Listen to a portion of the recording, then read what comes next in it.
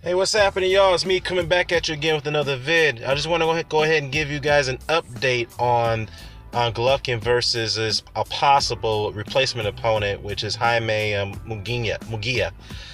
It turns out that NSAC has declined the request to approve this fight on May 5th. Again, the Nevada State Athletic Commission will not approve Munguia as Golovkin's opponent for that date.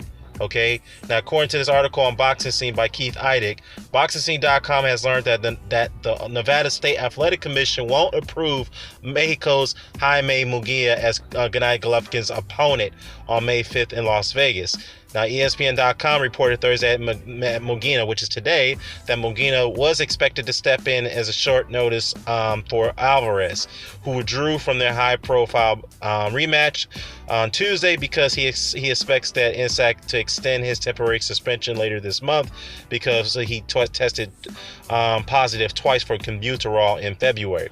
Now, Tom Loeffner, Golovkin's promoter, is expected to submit another name, at least one potential replacement for Alvarez, to the Nevada State Athletic Commission by Friday, which is tomorrow. Now, if Munguia is on that list, sources closest to NSAC have informed BoxingScene.com that he will not be approved because NSAC does not think that talented but untested prospects are ready for such a significant step up in competition against Golovkin, who's 37-0 with 1 draw and 33 KOs, which I might have to agree. The 21-year-old Munguia is undefeated, powerful prospect, but he hasn't fought anyone at the championship level since he turned pro in July 2013. Now, in addition to his inexperience against top opposition, Munguia, who's 28-0 with 24 KOs, has also competed most recently as a super welterweight, which means that he had to move up to middleweight to challenge Golovkin, the Kazakhstan knockout artist, for the IBF, IBO, WBA, and WBC middleweight titles. Moreover, Munguia competed as a welterweight, 2 weight classes below middleweight, as recently as 11 months ago, as I've already stated in my previous video. By refusing to approve Munguia on a butchering his last name, by refusing to approve Munguia on a short notice, the Nevada State Athletic Commission just demonstrated for the second time recently that this is firmly committed to placing the safety of boxers and following its rules and regulations at the forefront. Now, many fans and media expected the Alvarez and Golovkin rematch to take place on May 5th, despite Alvarez's testing positive twice for a banned substance because there was so much money at stake in their lucrative pay-per-view event. Now that Munguia is out of the mix to replace Alvarez, Golovkin could indeed fight Spike O'Sullivan 4 weeks from Saturday night at the MGM Grand in Las Vegas. Ireland's O'Sullivan is 27-2 and 19 KOs, was considered the front runner to land this daunting assignment before Munguia temporarily became a top option. Now, representatives for Demetrius Andrade, a former WBA super welterweight champion from Rhode Island, or you forgot to mention the former WBO champion.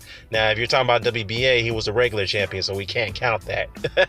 All right, but anyways, in Ukraine's Sergiy Derevyanchenko, who's 12-0 with 10 KOs, the mandatory challenger for Golovkin's IBF 160-pound title, also have repeatedly expressed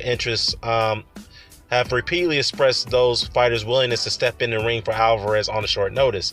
DiBella, who promotes Derevyanchenko, has petitioned, get this, DiBella has petitioned that IBF to either force Golovkin to make his mandatory defense against Derevyanchenko on May 5th or be stripped of his IBF title. Damn, that's fucking cold.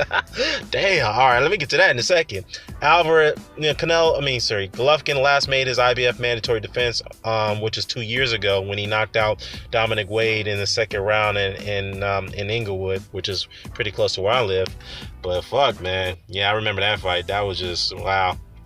I mean, the nerve for IBF to even put Wade as a replacement, that was pretty laughable on their part. But it is what it is. Now, it is the IBF's turn in its rotation with the WBA and the WBC to have Golovkin make a mandatory defense of his middleweight title. I'll leave it at that. So, wow. They're really trying to trap Golovkin here. I mean, based off the information I just read, that I read before you, Golovkin and his team they have a lot of pressure right now, and this is not any of their this is not any let me backtrack here. Now, none of this whole situation took place at their own fault, okay? This is all on Canelo Alvarez. Now, whether he knowingly took Combuterol or he didn't, the fact is that he is responsible for what he consumes in his body, that he will have to bear responsibility for the situation that Golovkin and his promoter, Tom Loeffler, with 360 Promotions, have at hand here. They're scrambling to find a last-minute replacement, which I can understand. I'm giving them the benefit of the doubt here. But the fact is that listening to the fans' responses of the idea of Munguia and Spike O'Sullivan being named as replacement opponents for Canelo Alvarez, people have erupted over the last 2 days over this. And again, even the most ardent Golovkin supporters don't like the idea of Munguia, especially him, or Spike O'Sullivan being the last replacement. So now, according to this report that I've just read before you, Spike O'Sullivan more likely is going to be the candidate, and NSAC will probably approve that fight. Now, even if they do, Golden Boy will still be the lead promoters to this, because they're the ones who actually co-promote Spike O'Sullivan and Jaime Munguia. Okay, now Lou DiBella, who's by DiBella Entertainment, also has petitioned the IBF to go ahead and mandate the fight with Sergiy Derevyanchenko and Gennady Golovkin for the IBF title. So this is some fucked up undermining sneaky shit by Lou DiBella right here. Okay, now, if the IBF does go along with it, I'm like, what the fuck? How can you guys do that to a man who's being trapped into a corner here? I mean, any of this is not even at his own doing. That's some fucked up situation. But I really doubt that the IBF would approve this. But if they do, oh my God, man.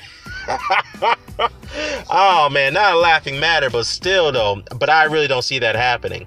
But from the looks of it, if you read between the lines, more than likely it's going to be Spike O'Sullivan. And yes, that fight is also a mismatch. Even though Spike O'Sullivan has fought better opposition than Munguia, and perhaps beaten better opposition than Munguia, which is, very evident, but it's still a very, very grossly mismatch between Golovkin versus O'Sullivan. And again, this is not Golovkin's fault. I'm giving him the benefit of the doubt because he has fought better opposition over the last few couple of years or so. But the fact is that Golovkin's team and Golden Boy, who's helping promoting the event, are adamant of keeping this bout on HBO pay-per-view on Cinco de Mayo. And that's going to be a problem, because if you don't have a high-profile Latin fighter like Gilberto Ramirez, for example, who is pretty high-profile, that would probably be a suitable replacement if you want to for opponent to keep the bout on pay-per-view. This pay-per-view is going to tank. No question about it. I mean, the only way they could probably perhaps save it if they reduce the price by half and reduce the ticket prices almost by half. That's the only way they could save it. But I don't see no signs of it if that's what they're going to do. If NSAC does approve Spike O'Sullivan as the replacement opponent for Canelo Alvarez to go up against Golovkin. Now, Ramirez, obviously that would have been a very better fight. Of course, Andrade and Derevyanchenko, but the problem is that Golovkin's team are banking on that fall showdown with Canelo, because they don't want to risk putting Golovkin in there against these guys who are highly skilled. Not only they're highly profiled, but they're very skilled, and they're far more dangerous compared to Spike O'Sullivan, because Golovkin could potentially get hurt in these fights, and they don't want to risk that. So they want to keep it safe, keep him pretty healthy for the rematch, so that way they can collect the final big payday for him. So that's what's going on. But yeah, let me know what you guys thoughts about this, about NSAC rejecting Golovkin versus Munguia, which is the right thing to do, to be honest with you, because Munguia was going to seriously get hurt. Let's not deny it. Let's not sugarcoat it. He was seriously going to get hurt if they approved this fight. But it is what it is. Let me know what your thoughts about this. I'm out. Peace.